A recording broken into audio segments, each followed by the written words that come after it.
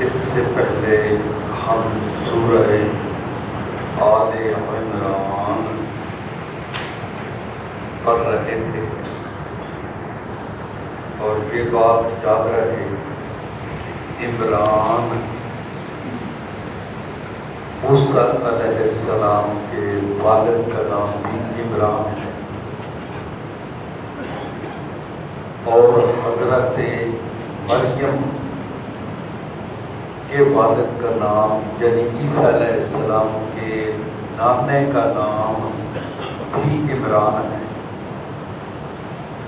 اور جو ہم نے آل عمران سورت پڑھی ہے یہ حضرت مریم کے والد کے حوالے سے نام اس کا آل عمران ہے۔ اس میں جنگ احد کا ذکر تھا، مشرکین تمہارے ساتھ کیا کریں گے، کیا کرنا چاہتے ہیں، تم نے ان کے ساتھ کیا کرنا ہے۔ منافقین تمہارے ساتھ کیا کر رہے ہیں، تم نے ان کے ساتھ کیا کرنا ہے، یہ ہم پڑھ چکے ہیں۔ اب یہاں پر اپنوں کا ذکر فرمایا جا رہا ہے کہ اپنوں کے ساتھ تم نے کیا کرنا ہے، اپنوں کے ساتھ کس طرح تم نے رہنا ہے۔ اور یہ سورہ نساء کے مضامین جو ہیں انہیں دیکھنے سے پتہ چلتا ہے کہ یہ سورت 3 ہجری کے شروع میں نازل ہونا شروع ہوئی اور 5 ہجری کے پہلے مہینوں تک یہ نازل ہوتی رہی۔ اس لیے کہ 2 ہجری میں جنگ احد ہوئی، 70 مسلمان شہید ہو گئے، ان کے یتیم بچوں اور چھوٹے بچوں کی کفالت کا مسئلہ تھا، ان کی جائیداد کی تقسیم کا مسئلہ تھا، تو وہ مسائل اللہ نے اس میں بیان فرما دیے کہ یتیم کی پرورش کون کرے گا اور اس کے مال کی حفاظت کس طرح کی جائے، کیونکہ وہ دور تھا کفار میں جس کا نام عورت ہے، وہ بیوی ہو، وہ بیٹی ہو، وہ بہن ہو، وہ ماں ہو، کافروں کے دور میں اس کا جائیداد میں کوئی حصہ ہی نہیں تھا۔ یہ کسی قسم کی جائیداد کی وارث نہیں تھی، نہ بیٹی کی حیثیت سے، نہ ماں کی حیثیت سے، نہ بیوی کی حیثیت سے، نہ بہن کی حیثیت سے۔ اب مسلمان شہید ہوئے، ان کی مائیں بھی تھیں، ان کے یتیم بچے بھی تھے، ان کی بیویاں بھی تھیں، تو اس صورت نے احکام دے دیے کہ کس کو کیا ملے گا اور کون ان یتیموں کی کفالت کرے گا۔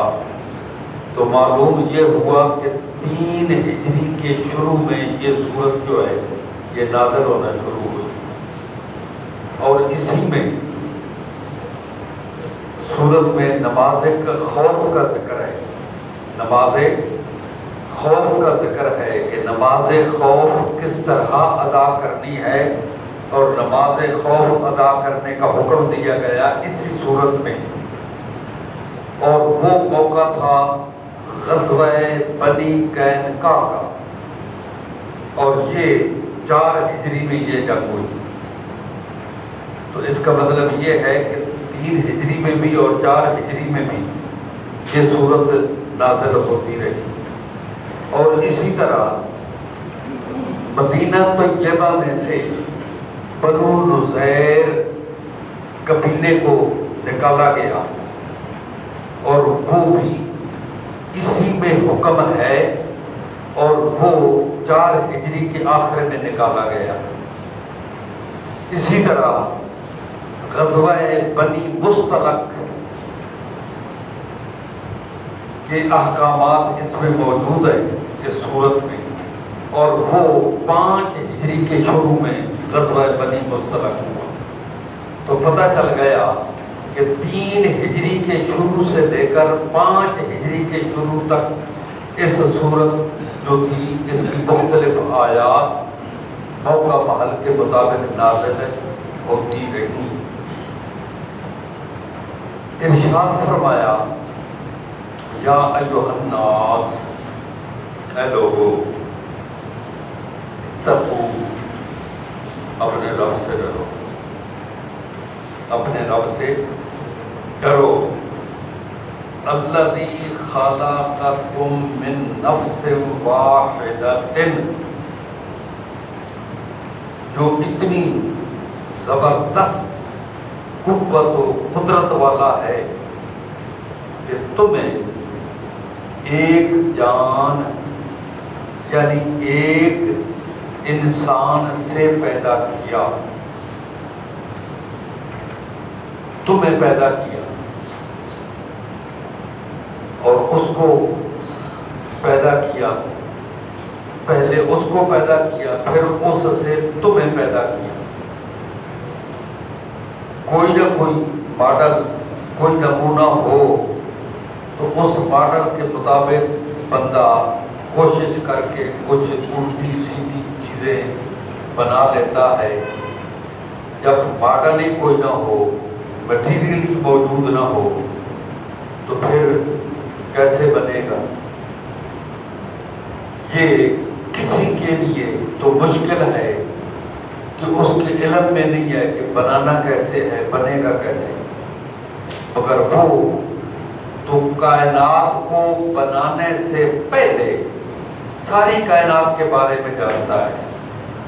جس کے علم کی وسعت کا یہ عالم ہو، اسے کسی ماڈل کی، مٹیریل کی، کسی نمونے کی ضرورت نہیں ہے۔ اسی لیے یہ ساری چیزیں زمین بغیر کسی ماڈل اور نمونے اور مٹیریل سے بنائی، آسمان بغیر کسی نمونے، ماڈل، مٹیریل سے بنایا، اور پھر آدم علیہ السلام کو اللہ کریم نے بنا کر ارشاد فرمایا کہ اللہ نے تمہیں ایک جان سے پیدا کیا۔ آگے وَخَلَقَ مِنْهَا زَوْجَهَا، اور اسی ایک انسان سے اس کی بیوی کو پیدا کیا، اس کی بیوی کو پیدا کیا۔ آج تک آپ نے سنا نہ ہوگا، نہ کہیں دیکھا ہوگا کہ مرد کے پیٹ سے یعنی دوسرا انسان پیدا ہو، کہیں نہ سنا ہوگا، مگر اللہ نے آدم علیہ السلام کے پیٹ سے حضرت حوا کو پیدا کیا، اور پیٹ سے پیدا کیا۔ سوچیں گے کہ کس راستے سے، کیسے پیدا کیا، کس راستے سے؟ یہیں سے پیٹ کو چاک کیا، بائیں جانب کی پسلی، یہ سب سے جو آخری پسلی ہے چھوٹی، اسی کو نکال کر اس کی ہوا بنا دی۔ حضرت مائی حوا یہ چھوٹی پسلی جو ہے یہ نکال کر آدم علیہ السلام سو رہے تھے، اور سوئے ہوئے پسلی کو توڑنا، نکالنا یہ کوئی اتنا آسان کام تو نہیں ہے نا کہ بندے کو پتہ ہی نہیں چلے، مگر اس کی کاراگری، اس کی کاراگری کہ پیٹ چاک کیا، پتہ ہی نہیں چلا، پسلی کو نکالا، پتہ ہی نہیں چلا، اور جب نکال کے ہوا کو بنا دیا تو آدم علیہ السلام کی آنکھیں کھل گئی. جب سب کچھ یہ ہوا تو پتہ ہی نہیں چلا. جب حضرت حوا کو بنا کر سامنے کر دیا تو آنکھیں کھولی, بڑے حیران ہوئے. اللہ رب العزت نے ساری حقیقت واضح فرما دی.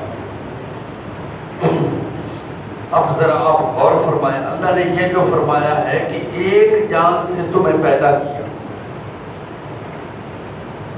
کیا مقصد؟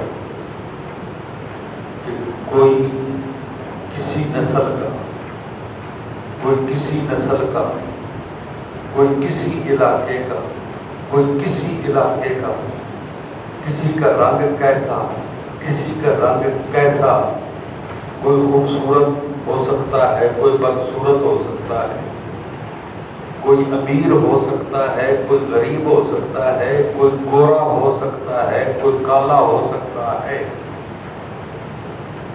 تو جب باپ ایک ہے تو پھر بڑا کون اور چھوٹا